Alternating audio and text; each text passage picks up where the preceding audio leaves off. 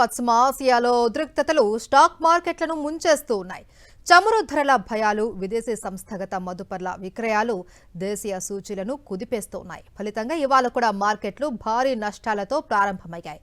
ఇవాల్టి సెషన్లో సెన్సెక్స్ దాదాపు 1600 పాయింట్లు పతనమవగా నిఫ్టీ 23,000 మార్కును కోల్పోయింది. నిఫ్టీ 500 పాయింట్లకు పైగా నష్టంతో ట్రేడ్ అవుతోంది.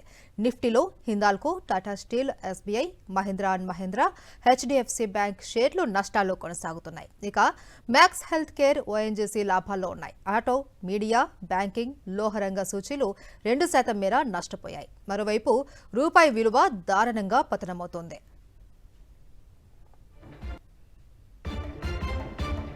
ఇవాల్టి ట్రేడింగ్లో 33 పైసలు క్షీణించి ₹93.92 వద్ద సరికొత్త జీవనకాల కనిష్టాన్ని తాకింది. గంటకు 1000 కోట్ల అమ్మకాలు జరుగుతున్నాయి. ఉద్రిక్తతలు ప్రారంభమైన నాటి నుంచి విదేశీ సంస్థాగత మదుపర్ల అమ్మకాలు విపరీతంగా పెరిగాయి. ఫిబ్రవరి 26 నుంచి మార్చి 20వ తేదీ వరకు 16 ట్రేడింగ్ సెషన్లలో విదేశీ మదుపర్లు దాదాపు ₹1,00,000 కోట్ల విక్రయాలు చేపట్టారు. అంటే ఒక ట్రేడింగ్ అవర్కు దాదాపు 1000 కోట్ల అమ్మకాలు జరిగాయి. పెరుగుతున్న చమురు ధరలు, రూపాయి విలువ పతనం వంటి కారణాలతో ఎఫ్ఐఐలు తమ పెట్టుబడులను ఉపసంహరించుకుంటూ ఉన్నాయి. అంతర్జాతీయ మార్కెట్లలోనూ నష్టాల పరంపర కొనసాగుతూనే ఉంది. ఇవాళ ఆసియా పసిఫిక్ మార్కెట్లు భారీగా పతనమయ్యాయి. జపాన్ నిక్కీ 5%, దక్షిణ కొరియా కోస్పీ 6% నష్టపోయాయి.